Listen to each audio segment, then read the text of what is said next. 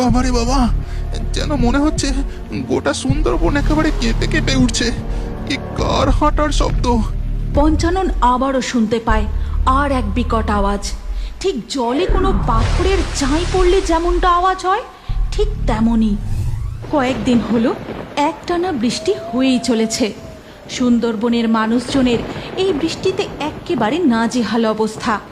জঙ্গলের কাঠ কুড়োনো, মধু সংগ্রহ সবই বন্ধ। আকাশে নাকি নিম্নচাপের মেঘ জমেছে। কিন্তু পঞ্চানন জেলে খুবই সাহসী। সে মাছ ধরতে যাবে বলে প্রস্তুত। ওগো, এই বৃষ্টিতে মাছ ধরতে যেও না, আমার কথা শোনো। কোথায় কি বিপদ লুকিয়ে আছে সে কি আর বলে আসবে? দূর, তুমি অত চিন্তা করো না তো। এই বৃষ্টিতে নদীতে সব থেকে বেশি মাছ পাওয়া যাবে। বৃষ্টিতে মাছেরা নদীর জলের উপরে খেলা করে। এখন আমি চলি। দুর্গা দুর্গা দুর্গা দুর্গা। পঞ্চানন জেলে জাল কাঁধে তার বাড়ি থেকে বেরিয়ে পড়ে। তারপর সে নদীর কাছে পৌঁছে তার নৌকায় করে জলপথে রওনা দেয়। জঙ্গলের মধ্যে দিয়ে বয়ে যাওয়া এ নদী ও নদী পার করে সে অনেক দূরে পৌঁছে যায়। উফ, এই নদীতে যে একেবারে মাছে জলে হয়ে আছে। বৃষ্টিতে মাছগুলো আনন্দে একেবারে লাফালাফি করছে। আমি তাড়াতাড়ি জালটা ফেলি। এই বলে পঞ্চানন নৌকা থেকে তার জালটা নদীর জলে ফেলে।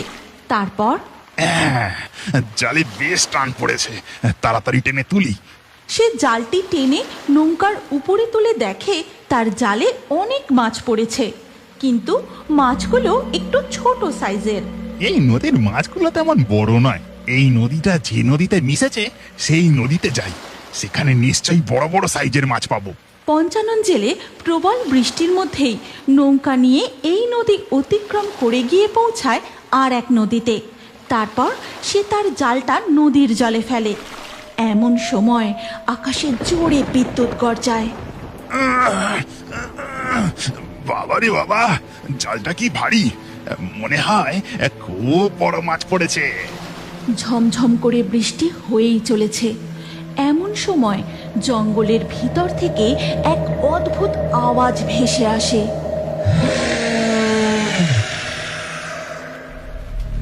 এই শব্দটা আবার কিসের? অদ্ভুত আওয়াজ তো। এমন আওয়াজ আগে কখনো শুনিনি বাবা। যাকে আমি মাছ ধরাই মন দিই।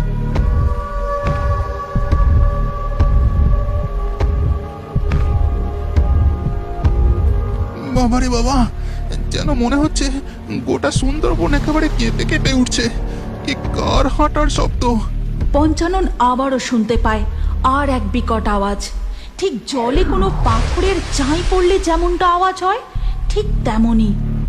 জলে পাহাড় ভেঙে পড়লো নাকি? ভারী অদ্ভুত নদী তো। আমি কোথায় এসে পৌঁছলাম? যখন থেকে এসেছি কিছু না কিছু ঘটেই চলেছে। জালটাও টেনে তুলতে পারছি না। আর একবার জোর লাগিয়ে দেখি। পঞ্চানন তার গায়ের জোর লাগিয়ে জালটা কোনো রকমে নৌকার ওপরে তোলে, কিন্তু জালে একটাও মাছ নেই। কি ব্যাপার হলো? জালটা এত ভারী, ভাবলাম বড় বড় সাইজের অনেক মাছ পড়েছে, কিন্তু এ কি কাণ্ড! এমন সময় পঞ্চানন লক্ষ্য করে নদীতে জল ঘূর্ণিঝড়ের মতো ঘুরপাক খেতে শুরু করেছে, আর তার মধ্যে থেকে এক অদ্ভুত আওয়াজ ভেসে আসছে।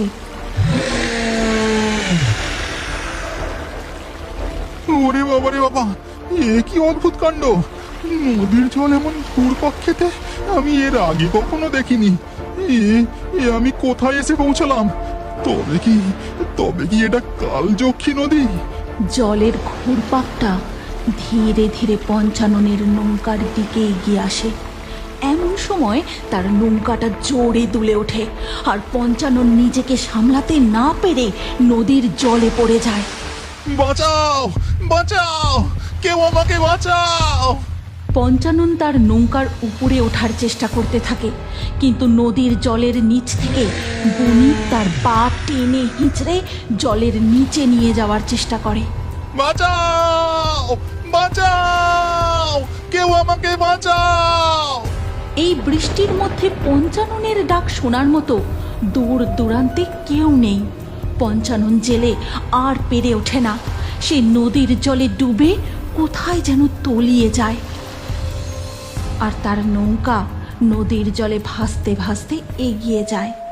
এরপর বৃষ্টিও থেমে যায়। ওদিকে পঞ্চাননের বউ, কতটা রাত হয়ে গেল, লোকটা এখনো ফিরলো না। এখন আমি কি যে করি। যাই, আমি একবার হারিকেনটা নিয়ে নদীর ঘাটের দিকে যাই। পঞ্চাননের বউ হারিকেন নিয়ে নদীর ঘাটের দিকে যায়, কিন্তু সেই ঘাটে পঞ্চানন আর ফিরে আসে না। এরপর কেটে যায় বেশ কিছুদিন। গ্রামবাসীরা ধরেই নেয় পঞ্চানন আর নেই। চায়ের দোকানে চা খেতে খেতে দিনেশ বলে, পঞ্চানন কাকাটা যে কোথায় চলে গেল তার আর হদিশই পাওয়া গেল না। লোভ, এই সবই লোভের ফল। এমনিতেই আমাদের গ্রামটা এত ছোট, চারিদিকে কতই না নদী, এক নদী আর এক নদীতে মিশেছে। বৃষ্টির মধ্যে কি আর দিক ঠাউর করা সম্ভব বল? তার উপর আবার ওই কালযক্ষী নদী। সুন্দরবনের একদম মাঝখানে অবস্থিত ছিল কালিরচর গ্রাম। এই গ্রামটি নদী, বিল আর ঘন জঙ্গলে ঘেরা। গ্রামের বেশিরভাগ মানুষই মাছ ধরার উপরে নির্ভরশীল। নদী থেকে মাছ ধরে তারা জীবিকা নির্বাহ করে। কিন্তু গ্রামবাসীরা কালযক্ষী নদীতে ভুলেও কখনো মাছ ধরতে যায় না, কারণ এই নদীতে নাকি বণিকের বাস। যত বছর আমার বিয়ে হয়ে এই গ্রামে এসেছি, তত বছরে আমি কালযক্ষী নদী, বনিপ আর তার হীরের গুহা নিয়ে অনেক গল্প শুনেছি। এইসব বনিপ টনিপ বলে কিচ্ছু হয় না, যত সব আজগুবি গল্প। না গিন্নি, ওই বুনিপ যে বড়ই ভয়ঙ্কর। কালযক্ষী নদী পথে যে ওই হীরের গুহার খোঁজে গেছে, তারা যে কেউ আর বেঁচে ফেরেনি গো। স্বামী স্ত্রীতে গল্প করতে করতে নৌকা নিয়ে এগিয়ে চলে। তারপর তারা এক জায়গায় গিয়ে থামে। গিন্নি, আজ আমরা এইখানেই মাছ ধরবো। ঠিক আছে। এরপর সনাতন তার জালটা নদীর জলে ফেলে। তারপর ধীরে ধীরে তার জাল টেনে নৌকার উপরে তুলে আনে। ওরে বাবা, জালে কত মাছ উঠেছে গো! এই বলে রত্না মাছগুলো নিয়ে হাঁড়ির মধ্যে রাখতে থাকে। কদিন এক নাগাড়ে যা বৃষ্টিটাই না হলো, বৃষ্টির ফলে আমাদের গ্রামের নদীগুলোতে অনেক মাছ ঢুকেছে। হ্যাঁ, তুমি ঠিক বলেছ। আচ্ছা, ওই পঞ্চানন দাদার কি আর কোনো খোঁজ পাওয়া গেল? না গো, পঞ্চাননকে যে আর কোথাও খুঁজে পাওয়া গেল না। কোথায় যে চলে গেল কি জানি। এমন সময় এক ঝাঁক টিয়া পাখি উড়ে যায়। শোনা যায় বাঘের হুঙ্কার।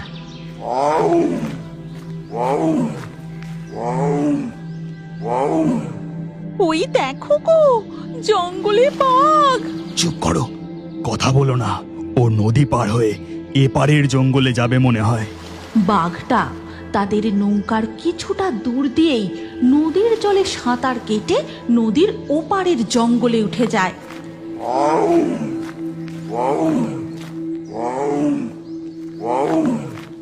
দেখা যায় নদীর ওপারে আরেকটি বাঘ দাঁড়িয়েছিল, যেন সে তার সাথীর জন্য নদীর এপারে অপেক্ষা করছিল। তারপর হুঙ্কার দিতে দিতে বাঘ দুটো জঙ্গলের মধ্যে মিলিয়ে যায়। বাবারে বাবা, এপারের জঙ্গলে যে বাঘটা ঘাপটি মেরে দাঁড়িয়েছিল, তাই একটুও টের পায়নি। কি ভয়ঙ্কর! সুন্দরবনের মানুষের জীবন অতই কি সোজা গো? সব সময় তাদের প্রাণ হাতে নিয়ে থাকতে হয়। কোথায় কখন যে বিপদ লুকিয়ে আছে তা বোঝা যায় না। এই কথা বলে সনাতন তার জালটা আবার নদীর জলে ফেলে। ঠিক তখনই একটি খালি নৌকা ভাসতে ভাসতে তাদের কাছে আসে। এ কি গো, এটা কার নৌকা? নৌকায় জাল রয়েছে কিন্তু মালিক নেই, এ কি কাণ্ড!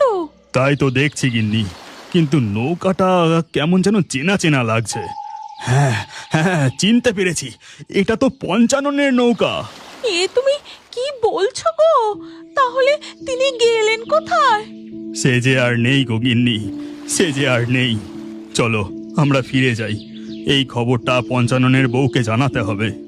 এরপর সনাতন পঞ্চাননের নৌকাটা তাদের নৌকার সাথে নিয়ে গ্রামের দিকে চলে যায়। তারপর ঘাটে নৌকা দুটো রেখে পৌঁছায় পঞ্চাননের বাড়ি। সনাতন পঞ্চাননের বউকে সবটা খুলে বলে। হায় হায় হায়, এ কি হয়ে গেল? আমি কত করে লোকটাকে বারণ করেছিলাম, কিন্তু আমার কোনো কথা শুনলো না। ওদিকে দেখা যায় হীরের গুহার মধ্যে পঞ্চানন শুয়ে রয়েছে, আর তার পায়ে কামড়ের দাগ। বুনিপ তার হীরের গুহা থেকে বেরিয়ে নদীর দিকে এগিয়ে যায়, আর সাথে সাথেই গুহার দ্বারও বন্ধ হয়ে যায়। আমি আমার নিজের চোখে বিশ্বাস করতে পারছি না। বুনিপের হীরের গুহা, তার মানে সত্যি গল্প কথা নয়। আমার পা সম্পূর্ণ ঠিক হয়ে ওঠা পর্যন্ত নাটক করে যেতে হবে। হ্যাঁ হ্যাঁ, যাতে ওই ভয়ঙ্কর বুনিপ বুঝতে না পারে আমি তার চোখের জাদু দ্বারা বশীভূত হইনি। তারপর আমি এই গুহা থেকে হিরে নিয়ে। এই গল্পের পরবর্তী পর্ব যদি তোমরা দেখতে চাও তাহলে কমেন্টে নেক্সট পার্ট অবশ্যই লেখো, আর আমাদের ফেয়ারি টুনস বাংলা ফেসবুক পেজটি এক্ষুনি ফলো করে নাও। এই গল্পটি ভালো লাগলে লাইক দিয়ে শেয়ার করে দাও।